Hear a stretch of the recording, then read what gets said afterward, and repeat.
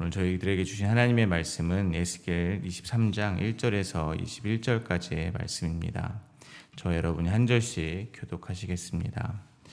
또 여호와의 말씀이 내게 임하여 이르시되 인자야, 두 여인이 있었으니 한 어머니의 딸이라. 그들이 애굽에서 행음하되 어렸을 때 행음하여 그들의 유방이 눌리며 그 처녀의 가슴이 어루만져졌나니 그 이름이 형은 오홀라요 아우는 오홀리바라. 그들이 내게 속하여 자녀를 낳았나니 그 이름으로 말하면 오홀라는 사마리아요 오홀리바는 예루살렘이니라. 오홀라가 내게 속하였을 때 행음하여 그가 연애하는 자 곧 그의 이웃 아수르 사람을 사모하였나니 그들은 다 자색 옷을 입은 고관과 감독이요 준수한 청년이요 말타는 자들이라. 그가 아수르 사람들 가운데 잘생긴 그 모든 자들과 행음하고 누구를 연애하든지 그들의 모든 우상으로 자신을 더럽혔으며 그가 젊었을 때에 애굽 사람과 동침함에 그 처녀의 가슴이 어루만져졌으며 그의 몸에 음란을 쏟음을 당한 바 되었더니 그가 그때부터 행음함을 맞이 아니하였느니라. 그러므로 내가 그를 그의 정든 자 곧 그가 연애하는 아수르 사람의 손에 넘겼더니 그들이 그의 하체를 드러내고 그의 자녀를 빼앗으며 칼로 그를 죽여 여인들에게 이야깃거리가 되게 하였나니 이는 그들이 그에게 심판을 행함이니라. 그 아우 오홀리바가 이것을 보고도 그의 형보다 음욕을 더하며 그의 형의 간음함보다 그 간음이 더 심함으로 그의 형보다 더 부패하여졌느니라. 그가 그의 이웃 아수 사람을 연애하였나니 그들은 화려한 의복을 입은 고관과 감독이요 말타는 자들과 준수한 청년이었느니라. 그 두 여인이 한 길로 행함으로 그도 더러워졌음을 내가 보았노라. 그가 행함을 음행을 더하였음은 붉은색으로 벽에 그린 사람의 형상 곧 갈대아 사람의 형상을 보았음이니 그 형상은 허리를 띠고 동이고 머리를 긴 수건으로 쌌으며 그의 용모는 다 준수한 자 곧 그의 고향 갈대아 바벨론 사람 같은 것이라. 그가 보고 곧 사랑하게 되어 사절을 갈대아 그들에게로 보내매 바벨론 사람이 나와 연애하는 침상에 올라 음행으로 그를 더럽힘에 그가 더럽힘을 입은 후에 그들을 싫어하는 마음이 생겼느니라. 그가 이같이 그가 하체를 드러내므로 내 마음이 그의 형을 싫어한 것 같이 그를 싫어하였으나 그가 그의 음행을 더하여 젊었을 때 곧 애굽 땅에서 행음하던 때를 생각하고 그의 하체는 나귀 같고 그의 정수는 말 같은 음란한 간부를 사랑하였도다. 함께 읽겠습니다. 내가 젊었을 때 행음하여 애굽 사람에게 내 가슴과 유방이 어루만져졌던 것을 아직도 생각하도다. 아멘. 하나님은 찌꺼기가 된 이스라엘을 예루살렘에 모으셔서 분노의 불로 녹이시겠다고 말씀하셨습니다. 그리고 이스라엘 땅의 선지자로부터 일반 백성에 이르기까지 모든 계층이 모두 타락하였고 하나님의 진노를 막을 한 사람을 찾지 못하여 진노의 불로 그들을 멸하신다고 말씀하셨습니다. 오늘 본문에서는 이스라엘의 죄를 두 여인의 행음이라는 강한 비유로 다시 한번 보여주고 계십니다. 오늘 본문은 23장의 첫 번째 부분으로 크게 세 부분으로 나누어 묵상하겠습니다. 첫 번째 부분은 1절에서 4절입니다. 하나님은 오홀라와 오홀리바가 애굽에서부터 행음하였음을 말씀하십니다. 두 번째 부분은 5절에서 10절입니다. 하나님은 오홀라가 아수르를 사랑하여 행음하였음과 그로 인해 북이스라엘을 아수르에 넘겨주셔서 수치와 조롱을 당하게 하셨음을 말씀하십니다. 세 번째 부분은 11절에서 21절입니다. 하나님은 오홀리바가 오홀라의 심판을 보고도 반성하지 않고 오히려 더 부패하였음을 말씀하고 계십니다. 먼저 1절에서 4절입니다. 또 여호와의 말씀이 내게 임하여 이르시되 인자야 두 여인이 있었으니 한 어머니의 딸이라. 그들이 애굽에서 행음하되 어렸을 때 행음하여 그들의 유방이 눌리며 그 처녀의 가슴이 어루만져졌나니 그 이름이 형은 오홀라요 아우는 오홀리바라. 그들이 내게 속하여 자녀를 낳았으니 그 이름으로 말하면 오홀라는 사마리아요 오홀리바는 예루살렘이니라. 오늘 본문에서 하나님은 에스겔에게 이스라엘을 여인에 빗대어 말씀하고 계십니다. 두 여인입니다. 그들은 한 어머니의 딸이라고 합니다. 그 형의 이름은 오홀라요 아후는 오홀리바라고 합니다. 오홀라는 북이스라엘 즉 사마리아요 오홀리바는 남유다, 즉 예루살렘이라는 곳입니다. 그 말은 이스라엘과 북이스라엘과 남유다는 본래 하나의 왕국이었다는 것입니다. 여호와로부터 동일한 언약을 맺었으며 동일하게 가나안 땅을 기업으로 물려받았습니다. 솔로몬 때부터 예루살렘 성전에서 함께 예비했었습니다. 그러나 두 왕국으로 갈라진 것입니다. 그 이유는 솔로몬의 죄 때문입니다. 열왕기상 11장에 의하면 하나님은 이방 여인들과 혼인하고 우상 숭배를 한 솔로몬에게 내가 내 언약과 내 명령한 법도를 지키지 아니하였으니 내 아들의 손에서 이 나라를 빼앗아 내 신하에게 주리라 라고 말씀하여 주셨습니다. 그리고 하나님은 솔로몬의 신하 여로보암에게 북쪽 10지파를 나누어 주신 것입니다. 그런데 오늘 본문은 솔로몬 시대보다 훨씬 이전, 심지어 모세가 시내산에서 율법을 받기도 이전인 애굽에 있을 때 이미 이스라엘이 행음, 곧 우상 숭배를 하고 있다고 지적을 하고 있습니다. 즉 북이스라엘과 남유다의 분열은 단지 정치적 사건이나 솔로몬의 말년의 죄에서 비롯된 것이 아니라 그 뿌리가 애굽 시절부터 이어져 온 마음의 배교와 우상 숭배에 있었다는 것입니다. 그리고 하나님은 언약을 깨트리면 징계와 심판을 하시겠다고 약속하신 대로 언약 공동체를 흩으신 것입니다. 이를 통하여 탐심은 공동체를 분열시키는 일임을 저희는 다시 한번 깨닫게 됩니다. 골로새서는 탐심이 곧 우상숭배라고 하였습니다. 왜냐하면 자기를 위하여 신을 부르는 우상숭배가 곧 자기 탐심에서 비롯하기 때문입니다.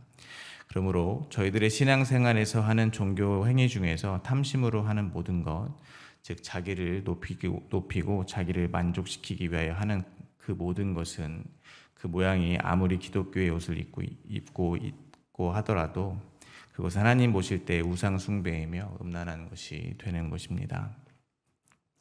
그리고 그러한 자기 탐심이라는 우상 숭배가 믿음의 공동체를 분열시킬 수 있다는 것입니다. 신앙생활을 오래 하신 분들은 분명 교회 안에서 이러한 일들을 한두 번은 보셨을 것이라고 생각합니다. 작게는 교회 안에 크고 작은 사역을 하며 무리가 나누어지기도 하고 크게는 교회 전체가 둘로 나누어 싸우기도 합니다.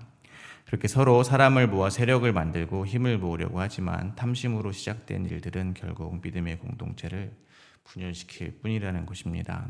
각자 찬송을 부르고 기도를 하며 예배를 드리지만 자기 탐심이 가득한 이상 그것은 우상 숭배라는 것입니다. 그들의 찬송과 경배는 하나님 보시기에는 예배가 아닌 것입니다. 음란한 행위일 뿐임을 잊지 말아야 할 것입니다. 그러므로 저희는 저희 안에 탐심을 늘 바라보아야 될 것입니다. 여기에 탐심이 없는 분은 아마 하나도 없을 것입니다. 저희는 모두 탐심이 있습니다. 생내적으로 저희는 보이지 않는 하나님보다는 나 자신을 사랑하기 때문입니다. 위대한 사도 바울께서도 자신 안에 탐심이 있다고 고백하셨음을 저희는 알고 있습니다. 그러니 그 누가 자신은 탐심이 없다고 주장할 수가 있겠습니까?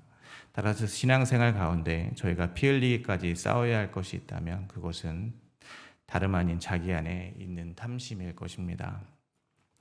성도는 다른 사람이랑 싸우는 것이 아니라 자기 안에 탐심과 싸워야 한다는 것을 잊지 마시기 바랍니다. 두 번째 부분입니다. 5절부터 8절입니다. 오홀라가 내게 속하였을 때 행음하여 그가 연애하는 자 곧 그의 이웃 아수르 사람을 사모하였나니 그들은 다 자색 옷을 입은 고관과 감독이요 준수한 청년이요 말타는 자들이라. 그가 아수르 사람들 가운데 잘생긴 그 모든 자들과 행음하고 누구를 연애하든지 그들의 모든 우상으로 자신을 더럽혔으며 그가 젊었을 때 애굽 사람과 동침함에 그 처녀의 가슴이 어루만져졌으며 그의 몸에 음란을 쏟음을 당한 바 되었더니 그가 그때부터 행음함을 맞이 아니하였느니라. 오늘 본문 두 번째 부분에서 사마리아 즉 북이스라엘의 음행을 고발하고 있습니다. 북이스라엘이 아수르와 정치적 동맹을 맺었고 그들의 우상을 받아들인 일을 말하고 있습니다. 그런데 북이스라엘이 보기에 아수르의 모습이 보기 좋았다는 것입니다. 이를 통하여 저희가 알 수 있는 것은 성도인 저희들에게 세상의 힘은 매우 매력적으로 다가온다는 것입니다. 사탄도 광명한 천사의 모습으로 온다고 하는 것처럼 이 세상의 힘은 보암직하고 먹음직한 모습으로 항상 저희를 미혹한다는 것입니다. 지난주 저희 교회 앞 법당에서 주최하는 토크 콘서트의 광고지를 하나 보았습니다. 거기에는 이렇게 써 있었습니다. 고통이 없는 삶이 행복한 삶입니다. 라고 써 있었습니다. 이것은 사실 불교뿐 아니라 이 세상 모든 사상과 철학이 공통적으로 추구하는 가치관이며 목적지일 것입니다. 근데 사람들이 말하는 행복이라는 것은 사람마다 다 기준이 다릅니다. 행복의 정의조차도 각자 다 다를 것입니다. 얼만큼 행복해야 행복한 것인지, 그것이 또 얼마나 지속돼야 행복하게 사는 것인지, 인류 모두에게 공통되게 적용될 수 있는 기준은 없다는 것입니다. 반대로 각자의 삶은 그 중심으로 가까이 가면 갈수록 고통스럽지 않은 삶이 존재하지 않습니다. 사람은 모든 것에 만족할 수가 없고 또한 고통은 주관적이기 때문입니다. 즉 다른 사람이 다 뭐가 고통스럽냐고 해도 내가 고통스러우면 그건 고통스러운 것입니다. 그러니까 내가 이런 게 고통스럽습니다 하는데 다른 사람이 그건 고통이 아닙니다 라고 한다고 해서 그것이 고통이 아닌 것이 되는 것이 안 된다는 것입니다. 그런데 세상은 마치 그런 것이 인간의 힘으로 가능한 것처럼 광명한 천사의 옷을 입고 사람들을 미혹한다는 것입니다. 더 많이 가지면 혹은 다 내려놓으면 고통이 없이 행복하다고 이야기하는 것입니다. 그들의 이야기를 한번 들어보신 적이 있으십니까? 정말 그들의 말처럼 될 것 같습니다. 그들의 말이 세상의 지혜요 진리처럼 들립니다. 그들은 그렇게 모든 것이 사람의 마음에 달려있다고 사람들을 미혹합니다. 그러나 성경은 이 세상에서 가장 악한 것이 사람의 마음이라 했습니다. 죄 가운데 태어나고 어려서부터 생각하고 계획하는 모든 것이 악하다고 했습니다. 그래서 세상은 저희의 마음을 자꾸 고치려 하지만 성경은 마음을 고치려 하지 않습니다. 오히려 마음을 새로운 마음으로 바꾸어 주신다고 하시는 것입니다. 에스겔 36장 26절입니다. 또 새 영을 너희 속에 두고 새 마음을 너희에게 주되 너희 육신에서 굳은 마음은 제거하고 부드러운 마음을 줄 것이며, 이 말씀은 예수 그리스도의 영 성령을 저희에게 주시겠다는 것입니다. 왜 그렇게 하는 것이겠습니까? 저희 스스로 보암직도 하고 먹음직도 한 이 세상의 유혹에 마음을 빼앗기지 않을 재간이 없기 때문입니다. 그래서 아예 새로운 마음을 주시는 것입니다. 그렇게 저희에게 새 마음을 주시기 위하여 예수 그리스도가 십자가에서 저희를 대신하여 죽으신 것입니다. 그렇게 저희에게 성령을 부어주심으로 저희에게 새 마음을 주신 것입니다. 그러므로 저희는 더 이상 보기에도 근사한 이 세상 우상들에게 마음을 빼앗길 수 없습니다. 마음이 새롭게 되었기 때문입니다. 그러나 저희는 여전히 우상들에게 마음을 빼앗기고 있는 것이 또한 사실입니다. 왜냐하면 저희는 아직 육을 입고 있기 때문입니다. 그래서 말씀은 저에게 이 세상 것에 마음을 빼앗기지 말라고도 권면을 하는 것입니다. 사도 바울께서도 자기에게 옛 마음과 새로운 마음이 있다고 하셨습니다. 즉, 내 속사람으로는 하나님의 법을 즐거워하지만 내 지체 속에서는 한 다른 법이 있어 내 마음과 싸운다고 하셨습니다. 그래서 실제로 저희는 신앙생활 가운데 이 세상에 마음을 두지 않기 위해 고민하고 애를 써야 합니다. 그런데 진실은 이것입니다. 하나님은 하나님께서 예수 그리스도의 피로 산 당신의 백성들을 단 한 사람도 결코 잃어버리지 않으실 것이라는 것입니다. 하나님의 성령의 새로운 법은 저희 옛 자아를 반드시 승리하실 것이라는 말씀입니다. 그러므로 신앙생활 가운데 보암직도 하고 먹음직도 한 세상의 유혹에 넘어가지 않기 위하여 저희를 위하여 십자가 지신 예수 그리스도만을 믿고 의지하여야 할 것입니다. 주님은 저희를 결코 포기하시지 않으실 것을 믿으시기를 바랍니다. 이어서 9절과 10절입니다. 그러므로 내가 그를 그의 정든 자 곧 그가 연애하는 앗수로 사람의 손에 넘겼더니 그들이 그의 하체를 드러내고 그의 자녀를 빼앗기며 칼로 그를 죽여 여인들에게 이야깃거리가 되게 하였나니 이는 그들이 그에게 심판을 행함이니라. 하나님께서는 그들이 그렇게 좋아하는 앗수르에게 그들을 넘기셨다고 합니다. 북이스라엘 입장에서는 믿는 도끼에 발등이 찍힌 겁니다. 자신이 힘이라고 여겼던 앗수르, 하나님보다 더 의지했던 앗수르에게 도리어 수치와 조롱을 당하게 된 것입니다.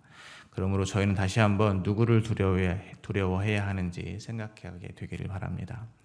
몸은 죽여도 영혼은 능히 죽일 수 없는 자들을 두려워해서는 안 될 것입니다. 오직 몸과 영혼을 능히 지옥에 멸할 수 있는 하나님을 두려워해야 할 것입니다. 뒤집어 말하면 저희를 영원한 천국으로 인도하실 수 있는 분을 믿으라는 것입니다. 다시 말씀드리지만 이 세상의 관점으로는 미련한 것이요 아무 힘도 없어 보이는 어린 양 예수 그리스도의 십자가를 믿어야 한다는 것입니다. 보기에 아무리 힘이 있어 보이는 이 세상의 힘과 권세는 결코 저희를 천국으로 인도할 수 없습니다. 더 나아가 예수 그리스도를 믿는 믿음 말고 기독교 안에 들어와 있는 다른 교훈들, 예를 들면 번영신학, 기복신학, 성공주의 신학, 율법주의 등의 자기 자아 확장에 혈안이 되어 있는 그러한 신앙들 또한 저희를 결코 하나님 나라로 인도할 수 없음을 잊지 마시기를 바랍니다. 세 번째 부분입니다. 먼저 11절부터 17절에서는 오홀리바가 오홀라의 심판을 보고도 더 음행을 하였다고 말씀하고 계십니다. 오홀리바는 남유다를 말하는 것이며 남유다는 아수르뿐 아니라 바벨론과 관계를 맺고 바벨론의 우상을 받아들였다는 것입니다. 본문이 긴 관계로 11절만 읽도록 하겠습니다. 그 아우 오홀리바가 이것을 보고도 그의 형보다 음욕을 더하며 그의 형의 간음보다 더 간음이 더 심함으로 그의 형보다 더 부패하여졌느니라. 다시 말씀드리지만 오홀리바는 예루살렘 즉 남유다를 말합니다. 그런데 북이스라엘의 패망을 보고서도 더욱 부패하였다는 것입니다. 역사적으로 북이스라엘이 아수르에 의해 멸망한 이후에 남유다는 아수르의 위협을 더 직접적으로 느끼게 되었습니다. 그런데 오히려 아수르와 연애를 했다는 것입니다. 그들도 아수르의 강함에 반한 것입니다. 그뿐 아니라 그들은 바벨론까지 사랑한 것입니다. 즉 남유다는 하나님의 택한 백성으로 하나님께서 돌보시고 다스리시는데 아수르와 바벨론과의 화친 정책을 통해서 군사적, 정치적으로 자기의 안전을 도모했다는 것입니다. 게다가 그들의 우상까지 함께 받아들인 것입니다. 남유다의 이러한 모습은 인간적으로 보면 어떻게 보이십니까? 매우 지혜로운 행동입니다. 주변 정세를 아주 재빠르게 잘 살핀 것입니다. 어떻게 보면 매우 적대적일 수 있는 상황에서 아수르와 화친을 이끌어낸 것이니 정치적으로 수완이 매우 좋은 것입니다. 게다가 아수르와 화친을 맺었다고 안심하지 않고 바벨론을 끌어들였습니다.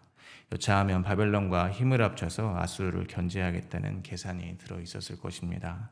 말하자면 외교적으로 줄타기를 한 것입니다.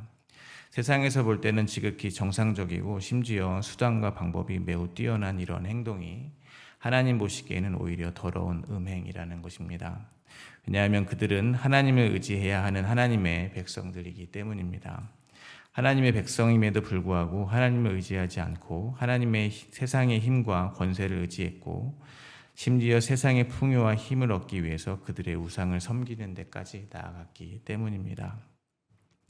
그러므로 저희가 이를 통해서 먼저 깨닫게 되는 것은 저희와 같은 성도들의 삶은 속도보다는 그 방향이 중요하다는 것입니다. 남유다가 아주 발빠르게 자신의 안위를 위해서 움직였지만 방향이 틀렸다는 것입니다. 회개라는 말은 가던 방향을 완전히 돌이키는 것입니다. 남유다는 북이스라엘의 패망을 보면서 어려서부터 행음하였던 자기 죄에서 돌이켜 하나님 아버지께로 돌아왔어야 했습니다. 그런데 그들은 회개하여 돌이키지 않았다는 것입니다. 마찬가지로 저희는 방향을 잘 잡아야 합니다. 삶의 목적이 이 땅에서의 생존이 되어버리면 방향을 잃어버리기 쉽습니다. 성도들의 삶의 목적은 생존이 아니라 영생이 되어야 합니다. 영원한 생명이 되어야 한다는 것입니다. 영생으로 인도하는 길은 길이요 진리요 생명이신 오직 예수 그리스도 그 한 길밖에 없습니다. 그러므로 어디에 있든지 무엇을 하든지 예수님을 믿는 것이 방향을 잘 잡는 것입니다.